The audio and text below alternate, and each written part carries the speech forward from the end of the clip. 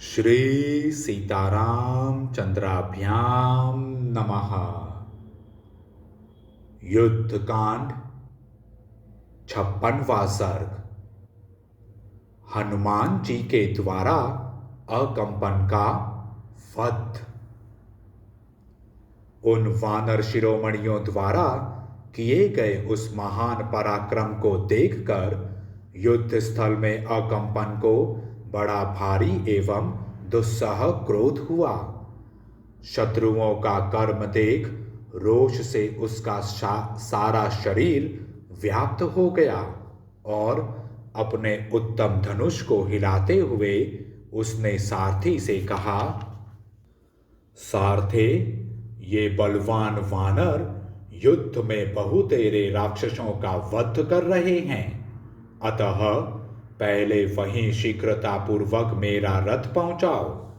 ये वानर बलवान तो है ही, इनका क्रोध भी बड़ा भयानक है। ये वृक्षों और शिलाओं का प्रहार करते हुए मेरे सामने खड़े हैं। ये युद्ध की स्पृहा रखने वाले हैं, अतः मैं इन सब का वध करना चाहता हूं। इन्होंने सारी राक्षस सेना को मत डाला है, यह साफ दिखाई देता है।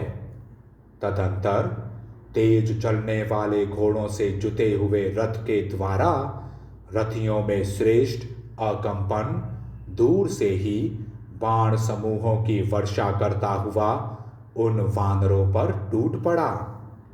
अकंपन के बाणों से घायल हो सभी वानर भाग चले। वे युद्ध स्थल में खड़े भी न रह सके, फिर युद्ध करने की तो बात ही क्या है। अकंपन के बाण वानरों के पीछे लगे थे और वे मृत्यु के अधीन होते जाते थे। अपने जाति भाइयों की यह दशा देखकर महाबली हनुमान जी अकंपन के पास आए। महाकवि हनुमान जी को आया देख वे समस्त वीर वानर शिरोमणि एकत्र हो हर्षपूर्वक उन्हें चारों ओर से घेर कर खड़े हो गए। हनुमान जी को युद्ध के लिए डटा हुआ देख वे सभी श्रेष्ठ वानर उन बलवान वीर का आश्रय ले स्वयं भी बलवान हो गए। पर्वत के समान विशालकाय हनुमान जी को अपने सामने उपस्थित देख अकंपन उन पर बाणों की फिर वर्षा करने लगा, मानो देवराज इंद्र जल की धारा बरसा रहे हों।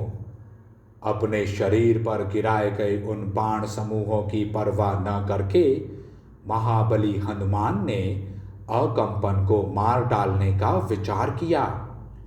फिर तो महातेजस्वी पवन कुमार हनुमान महान अट्टहास करके पृथ्वी को कंपाते हुए से उस राक्षस की ओर दौड़े।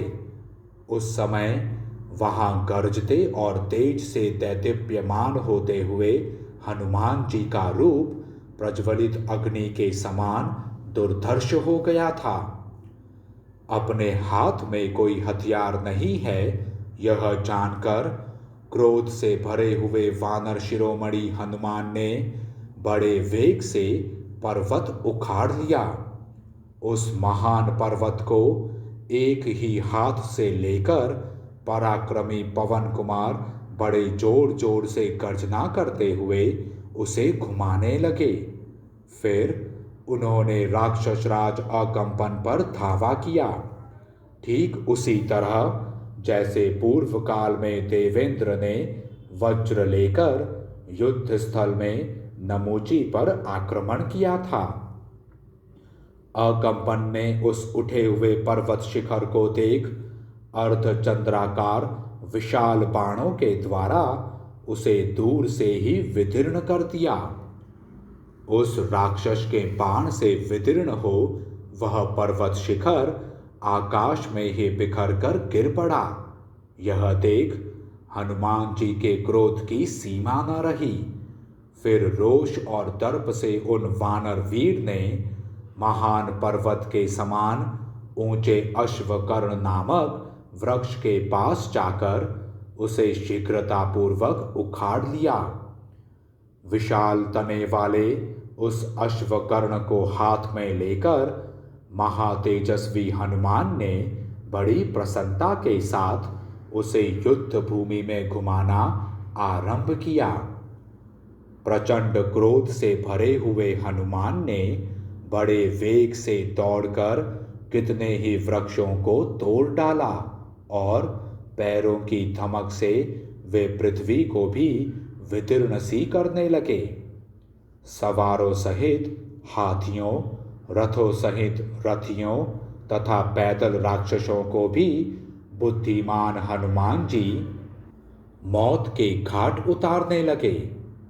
क्रोध से भरे हुए यमराज की भांति वृक्ष हाथ में लिए प्राणहारी हनुमान को देख राक्षस भागने लगे। राक्षसों को भय देने वाले हनुमान अत्यंत कुपित होकर शत्रुओं पर आक्रमण कर रहे थे। उस समय वीर अकंपन ने उन्हें देखा। देखते ही वह शोभ से भर गया और जोर जोर से गर्जना करने लगा।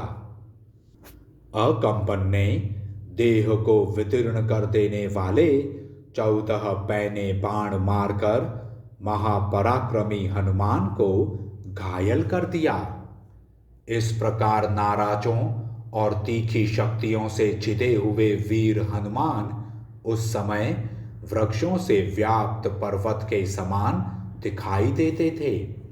उनका सारा शरीर रक्त से रंग गया था, इसलिए वे महापराक्रमी, महाबली और महाकाय हनुमान खिले हुए अशोक एवं धूम रहित अग्नि के समान शोभा पा रहे थे। तदंतर महान वेग प्रकट करके हनुमान जी ने एक दूसरा वृक्ष उखाड़ लिया और तुरंत ही उसे राक्षस राज अकंपन के सिर पर दे मारा। क्रोध से भरे वानर श्रेष्ठ महात्मा हनुमान के चलाए हुए उस वृक्ष की गहरी चोट खाकर राक्षस अकंपन पृथ्वी पर गिरा और मर गया। जैसे भूकंप आने पर सारे वृक्ष कांपने लगते हैं, उसी प्रकार राक्षस राज अकंपन को रणभूमि में मारा गया देख समस्त राक्षस व्यथित हो उठे। वानरों के खदेड़ने पर वहां परास्त हुए वे सब राक्षस अपने अस्त्र शस्त्र फेंक कर डर के मारे लंका में भाग गए। उनके केश खुले हुए थे, वे घबरा गए थे और पराजित होने से उनका घमंड चूर चूर हो गया था। भय के कारण उनके अंगों से पसीने चू रहे थे और इसी अवस्था में वे भाग रहे थे। भय के कारण एक दूसरे को कुचलते हुए वे भागकर लंकापुरी में घुस गए। भागते समय वे बारंबार पीछे घूम घूम कर देखते रहते थे। उन राक्षसों के लंका में घुस जाने पर समस्त महाबली वानरों ने एकत्र हो वहां हनुमान जी का अभिनंदन किया। उन शक्तिशाली हनुमान जी ने भी उत्साहित हो यथा योग्य अनुकूल बर्ताव करते हुए उन समस्त वानरों का समादर किया। तत्पश्चात विजयोल्लास से सुशोभित होने वाले वानरों ने पूरा बल लगाकर उच्च स्वर से गर्जना की और वहां जीवित राक्षसों को ही पकड़ पकड़ कर घसीटना आरंभ किया। जैसे भगवान विष्णु ने शत्रुनाशन, महाबली, भयंकर एवं महान असुर मधु कैटभ आदि का वध करके वीर शोभा का वर्ण किया था, उसी प्रकार महाकपि हनुमान ने राक्षसों के पास पहुंचकर उन्हें मौत के घाट उतार विरोचित शोभा को धारण किया। उस समय देवता, महाबली श्री राम, लक्ष्मण, सुग्रीव आदि वानर तथा अत्यंत बलशाली विभीषण ने भी कपिवर हनुमान जी का यथोचित सत्कार किया। इस प्रकार श्री वाल्मीकि निर्मित आर्ष रामायण आदि काव्य के युद्ध कांड में 56वां सर्ग पूरा हुआ। जय श्री राम।